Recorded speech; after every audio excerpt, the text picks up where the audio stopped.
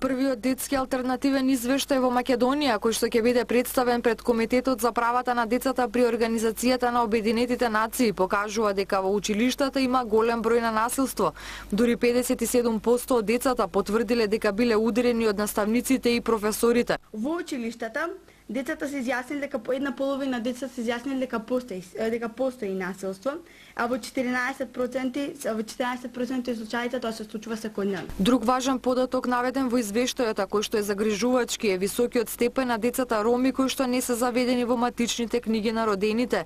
Поради тоа тие не можат да посетуваат настава, а тоа пак предизвикува зголемување на бројот на децата кои што се исклучени од образовниот систем. Ние сметаме дека државата треба да изнајде квалитетни механизми и побрз процес на добивање на извод на овие деца, за да и тие може да се вклучат во образованието. Од првата детска амбасада меѓаши апелираат на масовно информирање за детските права, не само на децата, туку и на нивните родители, образовниот кадар и на возрастните.